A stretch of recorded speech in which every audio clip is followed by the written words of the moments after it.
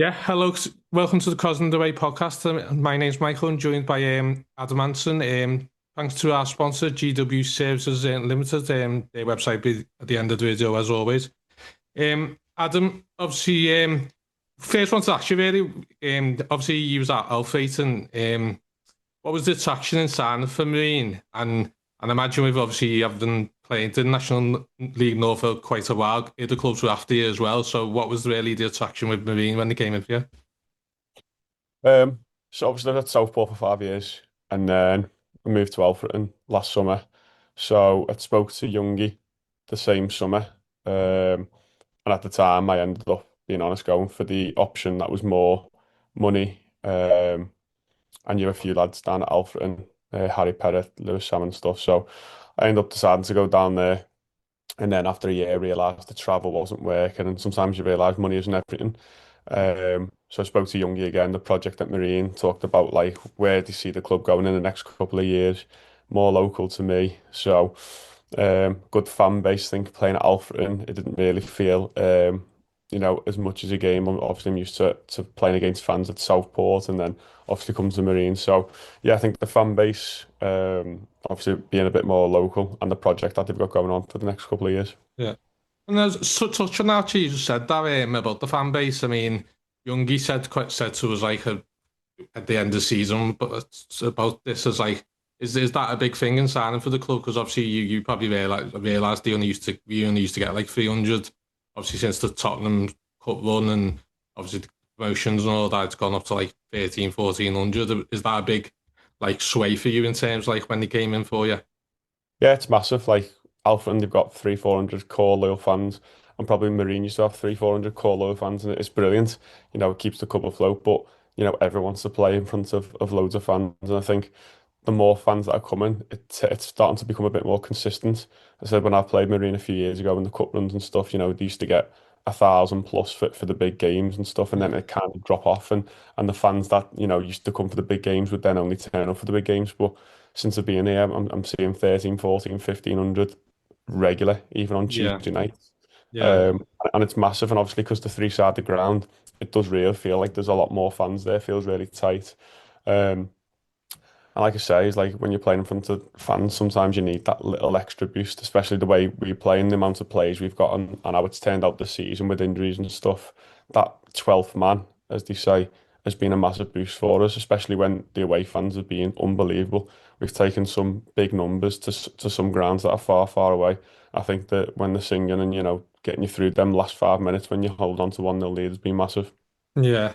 And obviously, just talk about the fans there. I mean, what did I was going to touch on it later, but I'll touch on it now because you just brought it up. It is what did I know you had to kind of get off the pitch bit quickly because obviously their fans had invaded the pitch in it. But I mean, what did it mean to like get that reaction? Because obviously it was a terrible way to lose, and I think some fans wouldn't have reacted like that, would they? And you kind of reacted as if you'd won, really, isn't it? I mean, what did it mean to you, really? I think the sense of us being there was enough for not just us, but for the fans. Like for us to be in a semi-final of an FA Trophy, we probably had no divine right to be there, as such people would say, but we had every right to be there. We played teams leagues above us, and we held our own. We deserved to beat Woking. Tamworth, probably could have went either way, and then we've taken Wealdstone all the way to the last minute. And like you say, they got beat 7-0 the other day. They won 7-0 and beat Hartlepool 7-0 the other day. So there's obviously no rollovers at all. And No. I think the fans, as much as they were hating when that goal went in, they've realised the amount of effort that has gone into the season to get us there. Yeah. We were all gutted, we were all hating. Like the changing room for 10, 15 minutes was just silent. Obviously, their gaffers come in and had a couple of minutes words with us, but whatever you say in them moments doesn't make anything better. Never Yeah. does. We've conceded the last minute and we've had chances to win the game. And I think that's the hardest thing to do is because I'd rather have lost on penalties or I'd rather have lost 4-0 and go, what, they were the better team, hold our hands up and we can walk away from it. But being 1 minute for Wembley, I'm probably deserving to go through on the basis of the penalty not being given, the football that we played. We got the game plan spot on. The gaffers absolutely nailed it, played on the counter, exploited the weaknesses. And I think being so close, the fans have realised that, and then obviously they've appreciated it at the end when we've got over and they pulled us off the pitch. But obviously it's a shame we couldn't stay for longer because It could have got messy with the fans trying to go with our Yeah, fans. yeah, of course. But like you say, we just walked through them and they did nothing. So It's funny you say that because on the way home we said the same thing. I think it was that hateful. You'd have rather got before 4-0 the way yeah, it happened, isn't it? So it's quite ironic that we both, both the fans think the same as the players. I mean, yeah. how would you assess the season so far? And I think we're 12, I think 13th now, aren't we? But if we win all the games in hand, we're actually in the playoffs. I mean, and obviously reaching the semi-final, how do you reflect on that now after you've had time to reflect after Saturday, really? Um, it's still tough to take because you've been there, you got so close. Obviously, you've had messages from loads of people going like, "Can't wait if we get to Wembley. I'm going to bring the family. I'm going to bring this, that." But I think on the whole, we've had an unbelievable cup run. Obviously, I wasn't here for the FA Cup either, but they've went out in I think the last qualifying round, or you know, then you've got to the semi-final of the FA Trophy, and then you've had a really, really good run in the league so far. And I think you look at the season that we've had in terms of injuries, we've had massive, massive injuries to like your key players, not just Yeah. squad players, key players. Yeah. And the board have obviously replaced them like for like replacements as best as they can. But then when other players then start to get injured, a club like ours hasn't got an owner where we can just keep on splashing cash. Like we played Fylde the other day, and I literally turned around. You get this Danny Mayer going off, and then they're bringing Conor McAleny on. They're all Championship League One at Yeah. the worst League Two players, and it's Yeah. like, how else can you cope? We've just played on Saturday, then we're playing again on Tuesday. The same players, more or less. We've And probably got 12, 13 players that are rotating every time. Then we're playing again Friday, then Monday, then Wednesday, then yeah. Saturday, and it's never ending, and we haven't got the luxury of being able to swap players. Lads are playing through injuries. I know that deep down, Yeah. lads are playing through injuries. We've all got jobs away from here, so I'm up at 6 o'clock for work. I leave at 6:30. And if you've had a Tuesday night game away and you're getting in at 2 o'clock, you're getting Yeah. 4 hours. So then you've got to come to Saturday and you've had 4 hours sleep on the Tuesday night. You don't really recover well, and then you're going again. So to be in the position that we are in 13 for the couple of games in hand to get into them playoff area is really good. And I think probably going out in the trophy semi-final, it's given us a bit of a spare of a moment to go and give it a go and get into these playoffs. I mean, we played Fylde and got beat 2-0, but we probably, on the whole run of play, probably didn't deserve to do enough to win. But the way we set up, we were frustrated them. Didn't really break us down. They had two okay goals. The first one wasn't really Yeah. it was a cross Gosh, that went in. And once that goes in, then we haven't got the luxury of being able to go all out attack them. We have to still sit in our shape and hope we can get a counter. yeah. So the lads are looking forward to, I think, the last 7 or 8 games we've got left. And if we can win 3 or 4 of them in the next 5 games, I think we've got a real good chance of being in and around it. Yeah. I mean, you touched on the Wealdstone game just before. I mean, I totally agree in terms of I think the tactics are spot on. You can't just with the injuries as well, and you think of like Hazelhurst and McDonald, who've probably been injured, you probably weren't even match fit either when they played because they haven't played much, have they, over the last month? I mean, like, obviously, Tati, before we got out, spot on, as you said, created chances. I mean, you disappointed, like, in a way, because obviously how well you played, kind of thing, because if you see them won 7-0 the next day, or on the Tuesday against Hartlepool, or a full-time out for, isn't it? So it just shows you how well you did in that game, is the sense of disappointment in the squad that you couldn't get that goal, because I think if you would have scored first, that'd have backed just to hold on, basically. Yeah, I think that's when you put the picture in reality. I think if we score first, we're very good at holding on to leads. I think defensively, not just the back four of the goalkeeper. I think the whole way through, George Newell, fantastic. I think defensively we are such a unit that teams really struggle to break us down. And I think if we can get them early goals, which we do against most teams, we can hold on to a lead, and we're really good at doing it. So yeah, there is a disappointment that obviously we've missed a few good chances, especially in the first half. But also, as a team, we've been able to give ourselves that position by being so good defensively set up, ready to break on the counter. But then yet we can play against teams and we can pass the ball. We didn't just go long, we didn't just go direct. We had some nice bits of play. So yeah, you look at it, Matty hasn't played much with his injuries. Obviously Jack's been brought in as a luxury player. But he struggled with his hamstring. He still needs to go back and get that right. So, yeah, we've had two players there that haven't had much Yeah, minutes over the past couple of months, starting in a massive game on a decent sized pitch. So, yeah, backs up against the wall from first, but there's no excuses. It's 11v11 on the pitch. We have to go there and we have to perform, and we performed. It just yeah, didn't go off on the day, and that's yeah, just football in a nutshell. It's the harsh reality is they scored, we didn't, and we lost get 1-0. They're going to Wembley and we're not. So we dust ourselves down. We've got a big game tomorrow against Southport. yeah, Win that, we need another two games where we're picking up points and then we're back in the mix. yeah. And just guess, I know you briefly touched it, but like, obviously we've heard all about what the fans feel, but we haven't really heard from the players. Like, it's probably the first person I spoke to about it. I mean, how's the what was it? How's the feeling between the squad? Obviously, after since Saturday to now, I mean, as you said, you didn't speak for 15 minutes. Yeah, have you all coped? How are you coping with it, kind of thing? Because I think fans are interested in like how you guys are feeling, really.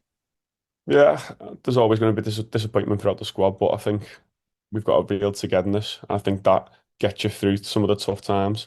Like at the end of the day, not many people will get to play at Wembley, and that's what hurts you. But we've played in a FA Trophy semi-final, and we've made a great account of ourselves. We've had messages from old managers who've watched the game saying like you deserve to go through and stuff. And we can't dwell on things like the Yeah, FA Trophy. Everyone wanted to get to the final, but that's gone now. We've got 7 8 games to look forward to and giving us a good chance to get into the playoffs. You look at this time last year of where Marine was. I thought personally, from when I was at Alfred, Marine were done and dusted. I thought they were yeah, out, and then they went on that little run. And I think you look at the difference in the 2 years that they've had. I think, we've got 7 8 games. We've got to dust ourselves down and go again because we don't want to just let the season fizzle out. We finish on 60 points and then you look at it and you're like, all right, well, they finished on 57, 58 points last year.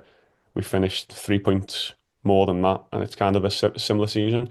Just yeah, obviously hasn't panned out the way that it did last year. But I say, we want to go and get ourselves in the mix. If we get towards the 70 point mark, I think that's where we need to be because it's a bit more competitive this year. There hasn't been many teams that rollovers, as yeah, say, where last year you'd have a few teams where you were set to win.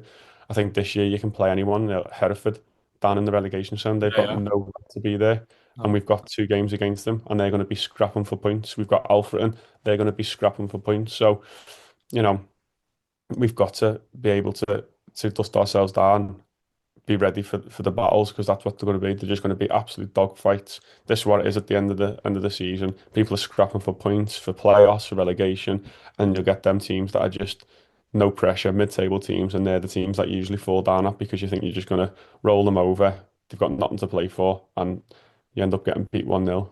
So we've got to be ready for every game. there's actually that last thing I mentioned about Wealdstone because I want to turn this into a depressing video. But after a couple of players went back to the clubhouse, I wasn't there myself, but I believe they got like a great reception in the bistro as well. Like when there was a bit of a party afterwards, wasn't there? I mean, Yeah, I was saying, I was one of them there. I did think I seen you to be fair on the video, but I mean, how much did that mean to you? Because as you said, not all clubs are like that, are they? And like, I think that just shows you really like how great a club Marine is on the fans are, aren't they? Because even in that disappointments, yeah, that they want to lift you up as well, innit? Yeah, it's a long journey back if you just sit there and dwell on it, like Yeah, we were saying. So, a few of the lads, we had a drink or two. We had a bit of a laugh on the way home and tried to just not think about it. And then obviously we said we're going to the clubhouse, see the fans for a bit.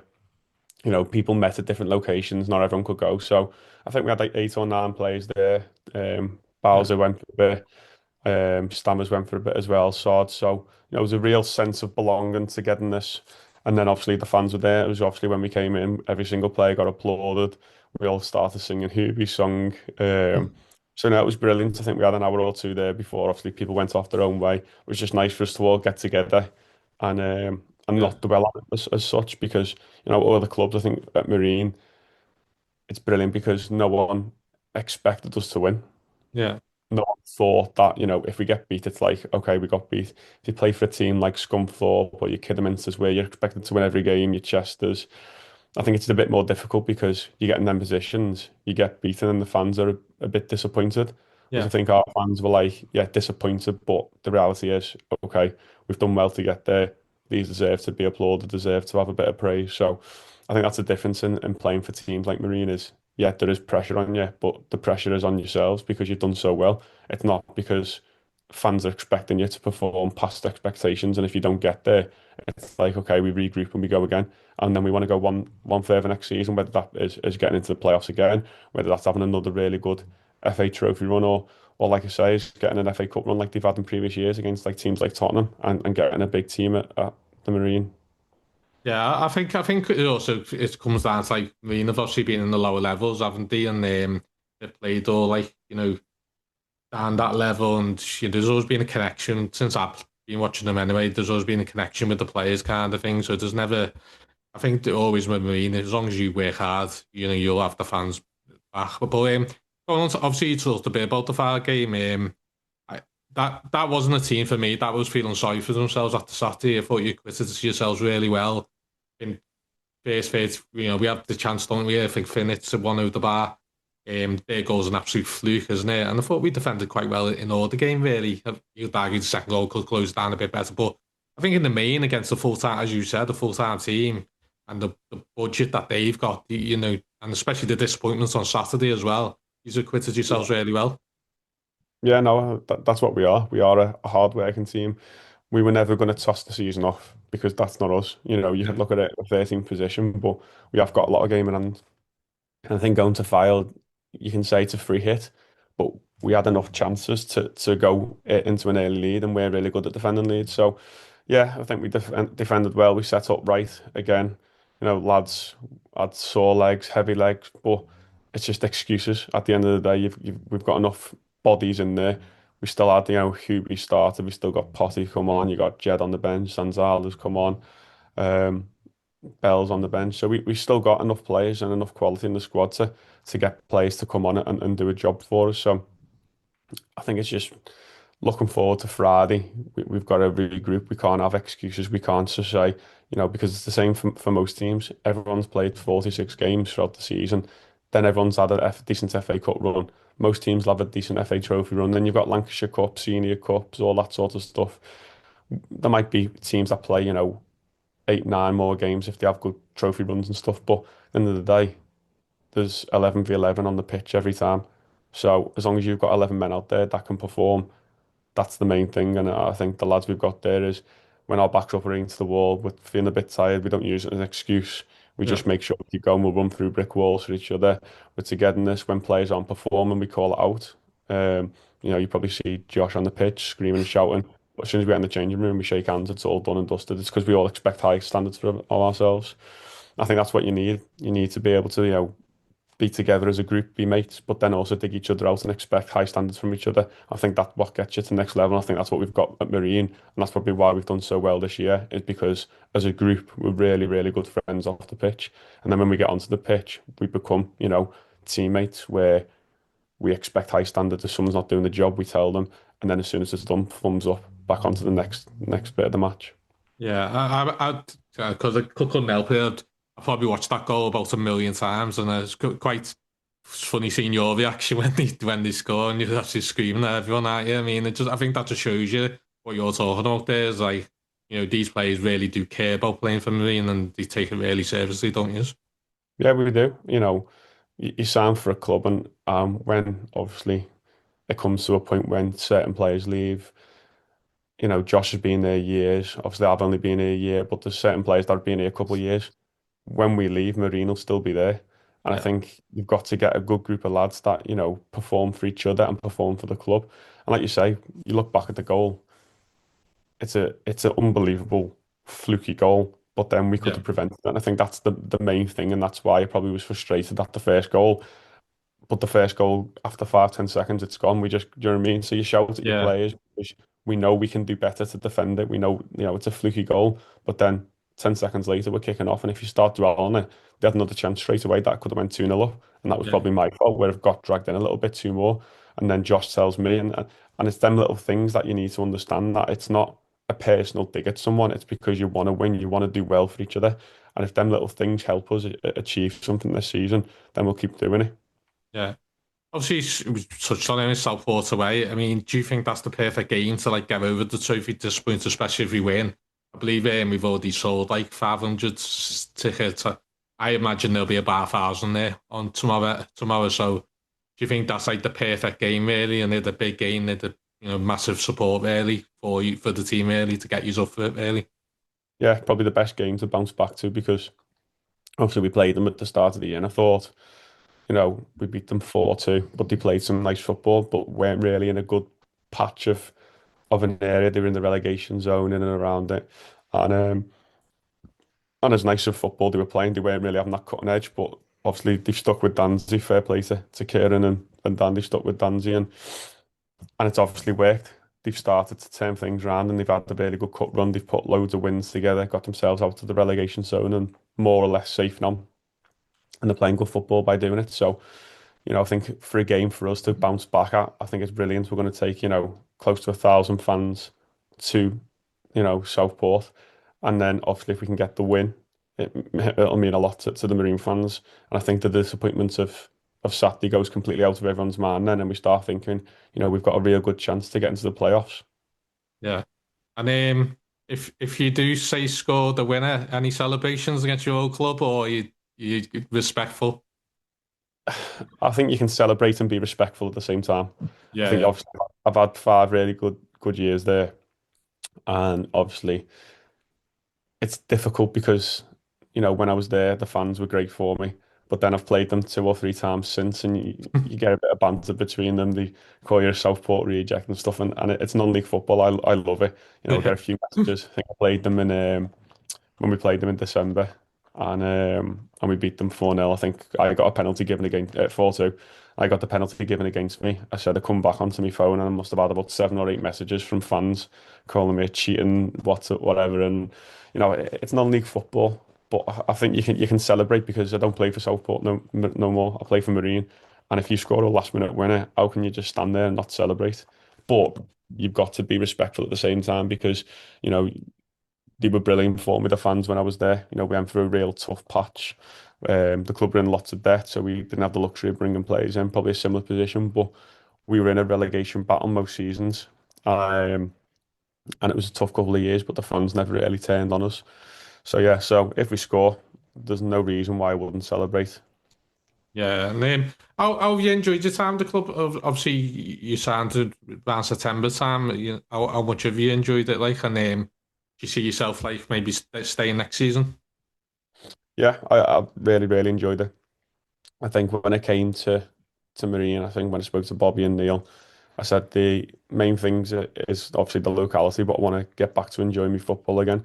I think obviously the last year at Southport, when Jim and Andy Burgess were there, really didn't enjoy it whatsoever. I didn't agree with the way things were done. I thought there was a bit of animosity towards, players from the past era. So Yeah, obviously Liam's players, and there was, trying to ship us out more or less straight away. But you look back on it, his best run was the first 6 games. Jim Bentley's run, we yeah, won 6 in a row, and they were all Liam's players. And then obviously started to try and get rid of Liam's players and bring his own in. So yes, I didn't really enjoy that year. And then obviously I got injured. I had meniscus surgery, so I was out for 3, 4 months with that. And then obviously got released at the end of the year and moved to Alfreton. And Billy Heath, fantastic guy, but didn't really play as consistently as I wanted to. I know I had a few injuries with my groin. Came back, obviously the travel was a factor, and then we had 4 centre halves. So once I was coming back from injuries, I found it difficult to put a run together. I was playing once and then missing a game and then coming back. So didn't really enjoy football and wise that year. Obviously the lads were great, Alfred and Billy and that were fantastic. But I said to Bobby and Neil, I want to real knuckle down this year and give it a good go. I'm 29 this year. So obviously 10, 29 Feb. So I said, I'm 29 this year. I want to give it a good couple of years in non-league. yeah. Next year will be my 10th year in the Conference North. So, I want to get to the 10th year at a club where I'm really going to enjoy my football. So, I didn't know, fans didn't know that I've already got another year after this. Oh, well, brilliant, brilliant. So he I signed on did until. I did see it, but I wasn't 100% on it, so that's why Yeah, no, was, because I know they don't publicise it as much as other teams. So when they publicised it, they didn't say he signed until yeah, yeah, um, the end of 2027. But I think that was one of the main things when I said to Neil is I want to come and I want to be part of the project. I don't want to just sign for a year and then, yeah, start fighting for contracts and start looking for teams if something isn't available here. So signed the 2 year, so I can be part of that journey, be part of that project. yeah, Yeah, but it's been a real refreshing, 6, 7 months to be here because everything that I wanted it to go like has gone like that. You know, Bobby's been unbelievable for us. He is very, emotional, and you can see that. But he wears his heart on his sleeve. He tells people how it is. He's very honest. I've had run-ins with him. No one's shy from it. I've had run-ins with him. But then on the flip side, he's taking me under his wing when he needs to praise you. He'll praise you. He looks after you, and it's because he wants the best for not just himself, but for the whole team. He knows that we can perform and we can do well. So yeah, it's been really good, and I've really enjoyed it so far. yeah. And yeah, because I think since you signed, I think it's apparent you are one of the like leaders in there. You talk, and all that. How important is it for the fans to lift the team on Friday, really? Because obviously you've gone through as I said, possibly the worst moments really as a player, I'd imagine in there. So I mean, how important is for the fans to lift you, and also getting that many fans there as well? Because I think it'll feel quite special, really, after what's happened, doesn't it? Yeah, I think the more fans we can get there, the louder we can be. It gives us that extra edge. I know Southport will take quite a few, obviously, off the back of a really good cup run where they've sold out 6,000 or whatever, which is unbelievable. I think Kieran David done a fantastic job on that side.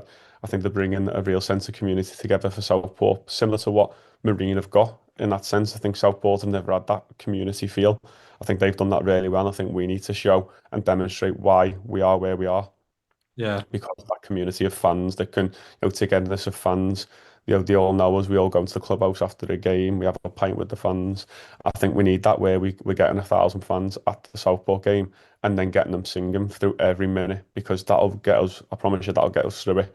And I think if we can get that, I think we've got a real good chance of winning. yeah, they'll have a big support. Even though on Twitter they always tell us that they're not bothered about Marine and beneath them, but they'll have a big support, won't they? I mean, Yeah, yeah, yeah. go on. Yeah, you just touched on it about Bobby Grant. I mean, I think it's apparent, like you said, and he's passionate, he wears his heart on his sleeve. You touched on it slightly, but like, what's it like playing under Bobby, really? Yeah, it's fantastic. I think when you get a manager that you respect, but you're also friendly with, but you also don't want to mess up out of, because he's coming for you. If you don't do certain things, listen, we all make mistakes and you'll get that. But if we have a game plan and we don't stick to it, or certain players aren't performing at the certain level, or some players aren't working as hard, and I'm saying this is 5, 10 minute periods. It's not like a whole game. No one's consistently not working hard, but if someone switches off for 1 minute in this league, you can get punished. I think the way he manages, it makes you fearful of not wanting to do them because if I make a mistake, I'm getting come like someone's coming for me in that changing room, whether it's him, whether it's one of the players, and that's why you don't do it. But then on the flip side, he sticks by it. He does everything that he needs to do. He looks after us. He gives us our recovery when we need to. We have a laugh, we have a joke, we get fed after the training sessions. We go to training. He understands that we all have jobs away from here. So I've been at clubs where we were training. I think it was 7 o'clock, and I was leaving training ground at 10 o'clock. And I'm like, it's ridiculous. We're part-time players. We've got families at home. You've got Yeah, girlfriends. Um, you got like lives away from football. And I think the way he's come into his first year at part-time management, he's absolutely slotted in, and he's obviously learned a lot of lessons along the way. But the way he's managed his lessons and learned from them has been really good.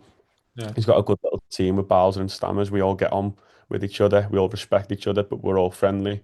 We'll speak to each other on text, and then as soon as it comes to a game day, there's that element of professionalism, and we go onto the pitch. Everything's all about the football, and as soon as that game's over, we're back to being friendly. We can talk about our lives away, what we've got up to on the weekend, and I think that level of respect and that level of friendliness, I'd say, is kind of what has made our season what it is.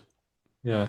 And again, it's really about Bobby this as well, but obviously yourselves. I mean, explain the mentality with the team and the manager because you're playing against bigger clubs, bigger budgets. I think Marine's probably fourth or fifth worst budget in the league. So you really got Yeah. no right to be just outside the playoffs, have you? I mean, explain your mentality that you're able to perform against clubs with bigger budgets and bigger clubs, basically. Yeah, I think I touched on it quite a bit before when I said there's 11v11 on the pitch every time. And you can have all these budgets and, you know, certain players playing at certain levels and then dropping down to our level. But I think the mentality is you've got to turn up to every game expecting that you can win. Because if you go, we always say you respect teams, but don't respect them too much where you're fearful of them. I think if we sit off teams too much, when we're letting them do what they want and letting them control the game, that's when we're probably a little bit naive, a little bit. But when we sit off teams and we're still in control of the game, I think that's where we're best. So if we go around chasing and get picked off, like say when we get into Filed, if we started chasing like maniacs and trying to win the ball back, Yeah, too good for us. And that's just the yeah, reality of it. They're too good, the full time, the fit, they're better than us. Do your players that are championship level players? yeah, Uh, I think the way we sit off, it's not because we're fearful or respecting teams. It's because we've got a game plan. We're still controlling the game, but from a little bit deeper. And as soon as yeah, we win the ball back, we've got a game plan to go and attack them, hit certain areas, play it wide. Obviously, Finn's a big threat in behind. Newly holds the ball up really well. So we do have a game plan. I think the mentality is we've got to stick to our game plan. And when we deviate from our game plan, that's when we get picked off. So the likes of Kidderminster, obviously the Darlington game when I wasn't there before, I've heard a few lads speaking about it. So when you deviate from the game plan of how we set up, and it won't be the same for every team that we play. Obviously we yeah, change it when we played like Leamington. We knew we could get at them because they were on a real back foot, and we do yeah, change the way we play. But we have a game plan going into every game, and we have a mentality to stick to that game plan as a group. And then if that game plan doesn't work, then it's up to the manager, Bobby, Stammers, Bowser, to change things and come up with a different way of playing. But the mentality of every lad is to turn up, expect that we're going to win every game. And if we don't, we expect them to put that behind us, don't dwell on it, and then go and expect to win the next game. yeah. And I think that's right. And I think there may be a couple of people who think, oh, why didn't we open up against Wealdstone? But they're a full-time team, and you've seen what they've just done to Liverpool, who would have probably played open, isn't it? Yeah, And I think the way we play is perfect. As you've seen against, we played obviously played in this, sorry, at Telford, and I think we played very similar at Wealdstone. We just didn't get the goal, and if we would have got the goal, I think it could have went a similar way, couldn't it? Really? yeah. I'd say the last 3 games we probably played a similar game plan. Telford probably play some of the best football at this Yeah, level that I've seen for a long, long time. Um, and then Wealdstone, we looked at them, very athletic. They've got Tishkuna in midfield, who's very nippy. yeah, He can turn and release passes. But we noticed that they keep a high back three, and we knew that we could exploit that with obviously Finn, Newley and Hazelhurst. Obviously, I know Finn got in 2 or 3 times behind, but they leave massive gaps. I think teams' strengths can also be the weakness a little bit. yeah, And yeah, the 3 game plans, we have obviously been very similar, but it's worked. Telford beat them 2-0. Wealdstone, we lost 1-0 where they haven't, really hurt us that much. And then obviously Filed where, yeah, we've got beat 2-0, but we've had chances to win the game. And apart from them 2 chances, they didn't really have much in no, terms of breaking us down. It was like, yeah, the second goal probably could have closed them down to a decent little finish, rolled across the floor for the lad, but they've not broken us down and drawn us out of no, position. no. So yeah, that's how we set up against teams, and obviously play against Southport. They play a different style of play. So we regroup. We'll get given our game plan on Friday morning.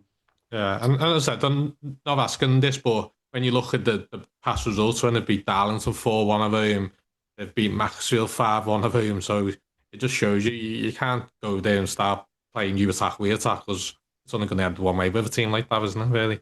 Yeah, and it's clear when we do that. It's like we haven't got the bodies to be able to do that, and sometimes it can end up being a game too many, if that makes sense. Yeah, So yeah, of course. obviously Kidderminster was probably a game too many. We had a lot of exhausted bodies, and when you start trying to deviate from your game plan, that's what teams want. They want you to be drawn out of positions so they can pick you off and open up that space. So yeah, you look at it to be 1-0 down at Filed. in the 83rd minute or whenever it was, with chances to obviously go 1-0 up in the first half. I don't think it's anything to be down about. No. It's disappointing to again, get beat 2-0 by, but you're playing against the league leaders full time. And let's be honest, I've smashed teams across. I think they scored 89 goals or something similar Well, this year. it's 100. Is it? Well, It's ridiculous. Do you know what I mean? So yeah, it's ridiculous. Yeah. yeah, so obviously they've got that, and we can't go and be expansive and open as much as you say you want to get at teams, and we should go and give an account of ourselves. We can't, because we will end up getting picked off, and we'll end up getting beat 4-5-0 Yeah. as the game stretches. I think that's just it's because I think it's because of how well you've done this season. The expectation, like even getting beat at far 2-0, people are like disappointed at you. Whereas if you would have said that 2 or 3 years ago, you'd have said you were off your head. You know what I mean? It's like, Yeah, so I think that's just the expectations. Obviously, just to reflect on the FA Trophy, I'll wrap up in the next 5 minutes because I know you press for time. The FA Trophy run, I mean, and I know obviously it's a major disappointment, but now you've reflected on it, I mean, how proud are you of the team and yourself, especially with all the injuries, the cup tie players? I mean, as you said there, we really have no right to get in the semi-final with all the issues we've had this season, isn't it? So how proud are you of the group, really? yeah, proud to do it as a team. I think you've got a very, very good group of lads in there that are all together. We're all mates. You've got a mixture of experience, young lads. Um, and I think to lose in the manner we did, it's gut-wrenching, but you know, to do it with that team, I wouldn't have wanted to lose with any other team. We've regrouped them, looking forward to obviously finishing this season off, trying to get into the playoffs, and then looking forward to next season. I've spoken to a few players already, as we're looking forward to it. We've got a core group of, 13, 14 players there that will be in around it next season. And then all you do is, players will move on. Inevitably, that's money talks. Players haven't had as many minutes as they want this year, and it happens in non-league every year. But if as long as you can keep the core 13 or 14 players and then build on it next season, I think we're only 3 or 4 good additions away from real competing in them playoffs again. I think if we have a good summer window, you keep your core group. Who knows where next season can take us, and then you just keep on building on it. And that's what we've done. When I was at Chorley, when I was 19 and 20, we had no divine right to go and be in the playoffs every year. I said, but we did it because we just kept on regrouping, rebuilding every season. And when, teams would come in and take your better players as such, or when players would leave because, it was getting too much for families and stuff, it's up to obviously Youngie to then go and replace them, and obviously start looking for players now in the immediate time for obviously the season in August. Yeah. Last 2 questions and I'll let you go. Yeah, obviously, what do you think you've brought to the team since you signed? Because I think you've been absolute brilliant. I think you've been so consistent, whether you play left back, right back, centre back, but every game you play, the majority of the time, we look a very good defensive unit. So what you think? I know we've got, obviously, Declan, who's a great centre back. Obviously, James Buzzgold has had a bit of injury, so he hasn't played much. And obviously, the captain, who's, really good, been superb as well, isn't it? But, what do you think you brought to the team, and obviously the collective, really? Yeah, so obviously me and Deck came in at a similar time, on the back of 4 defeats. I think we were 17th when we went to Mac. I think I wanted to come in and just give that little bit of experience and stability a little bit. I'm still fairly young, and I'll turn 29 this year, but I'm still fairly young, and I'm not like an oldie, where you get into your 30s, your 31s, and he's on the back end of his career. I'm still young, and obviously I've captained at this level for 3 years when I was 24. So I wanted to bring a bit of experience, bit of stability, and then I didn't realise, but a bit of flexibility, versatility, playing in different positions. I didn't expect to go and play right back first game for them, but just the way it kind of happened. I played there when I was younger, but I've not played there for years, so it was something new for me and quite fresh. But looking back on it, that's kind of what my objective was to do, to come in and just stabilise the team a little bit, get a bit of a run together, a bit of leadership, direct players. But I'm also a good lad in the changing rooms. I think if you speak to people, I can have a good laugh. Obviously speak to the fans on Saturday in the clubhouse at the end of the game. I can have a good laugh, and not just one of them who just comes up Yeah. and turns the football and goes home. I know I've brought quite a lot of my family to the games. My dad comes to a lot of the games. My girlfriend and her dad come to the majority of games. My mum comes to quite a few games now. So I think it's, bringing, all that sort of stuff together, going into the clubhouse after the end of the game, saying hello to the fans, sticking with the group of lads, going for a drink with the lads, speaking to fans, speaking to kids, and bringing that kind of experience and stability to Yeah, Marine. I think I, I think the club's like that as well, isn't it? It's like, as you said, it feels like a family, like community club, doesn't it? And it doesn't matter really what the result is, because we all know, all the fans know that the players we got now will run through a brick wall for the club, isn't it? So it feels like that family community club, really, doesn't it? Yeah, I think that's what kind of sells it to a lot of players. You've got the project of the new stadium, the project of obviously where they've come from for the past couple of years, but you've also got that togetherness of between the club and the players, the Yeah, board, the fans, the gaffer. Obviously, loads of people are bringing the kids now. I think they're the next generation of Marine fans, and you've got to do yeah, what you can to keep them, because I think the way it's going in the Premier League, I think a lot of people are starting to see that it's becoming too pricey. People are starting to realise that non-league football is probably a little bit more enjoyable as such, where you can actually get up close with the players, you can speak to them. When can you go to Anfield and speak to, certain players about like what's going on in their life or how they thought the game went? I think a lot of people are starting to realise that, and if we can get a handful of the Liverpool and Everton fans move over from, the season tickets to yeah, start going, what, I prefer actually going to Marine. I think that's what will take us to the next level, where we start creeping into the consistent back end of 1500, 1600, 1700, and then you start aiming towards your 2000s when you move into the new stadium. And if you can yeah, get that, I think that, extra little bit of, saying you get an extra 500 fans paying £15, your budget goes up massively, then you can start, getting them type of players. And I think the yeah. way our club as such is ran, that's how it needs to be, because we haven't got an owner who can just pump a load of money in. We need fans that can support the club and make it a sustainable club for the next couple of years, and then build on that. Yeah, I think you're right about the youngsters, to be fair. I mean, my little lad's only, he's 10, like, and he's only started going this season. Well, he went to Kershaw one in the cup, and then, but he wasn't really going, but as soon as he went to Tamworth game, he was hooked. And on Saturday, I don't think I've ever seen him so so gutted, to be honest, when obviously the goal Yeah. went. But I think it just shows you, like, how much the youngsters are getting, how many youngsters went on Saturday and how hooked they're getting into it, aren't they, really?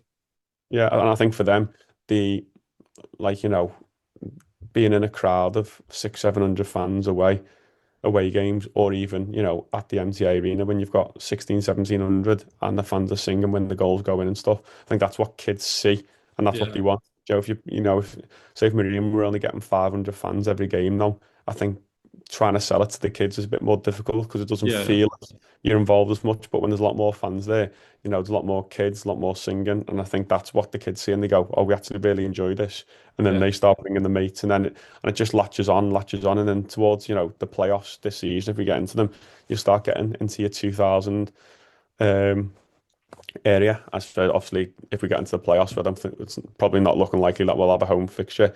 But if we can take as many away fans, if we do get into the playoffs, I think you'll end up getting quite a few fans that might just not be season ticket holders, might be just like now and again match goers. I think you can start turning them into your season ticket holders.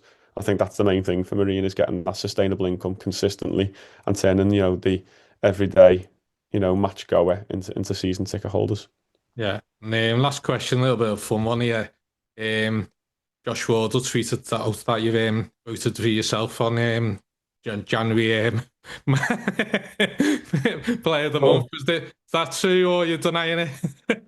Every time there's a player of the match vote, I sit next to Josh. I'll show my phone. As soon as my name comes up, I just show him and I just click my name. And every time he hates it, so he got sod to ban me. So I was blocked from the Marine Twitter for about 3 weeks, because they forgot to unblock me.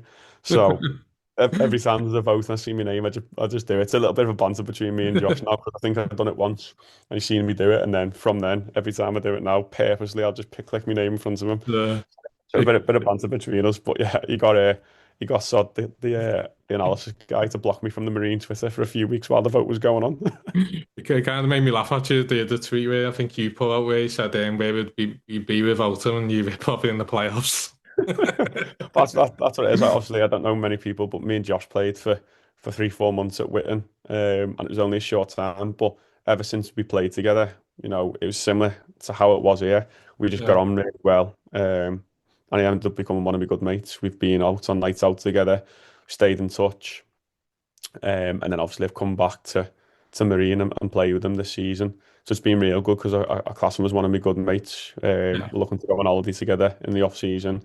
My missus knows this. Missus went to uni together, so obviously it's nice. Obviously he's had the baby and stuff now, so yeah. I get on really well with Andy, his dad. Always have done. Speak to him now and again. So yeah, obviously I've not played with him for 5 years before coming to Marine, 6 years before coming to Marine, but it's nice to actually be back with Josh, and we've already got that partnership as a centre half. So I think that's obviously played a massive factor, and we're not trying to start a new partnership off. We kind of Yeah. know and expect us to be there with each other. And like you say, is when one of us kind of mess up, the other ones round us. I just didn't get round them on Saturday, and couldn't get to the ball in time. But it is one of them. I think throughout the Yeah, whole yeah. season, even themselves out. And I think when I make a mistake, he's always there around me. And when he makes a mistake, I like to try and get there and sweep it up. Yeah, well, that's football, isn't it? I think it's unfortunate, but we wouldn't even be in it if it weren't for you guys. So, it is what it is. Again, I think Josh Wardle's been absolutely brilliant for Marine. I mean, he's obviously been part of the team that got promoted, and he's been absolutely, and he's a brilliant lad as well. Spoke to him, and he's really nice as well. So, yeah, absolutely love Josh Wardle. But I just want to say thank you very much, Adam. It's been an absolute pleasure to speak to you. I've loved speaking to you, mate, and yeah, just thanks very much for coming on, really. No problem. Thank you very much. Cheers. Thank you.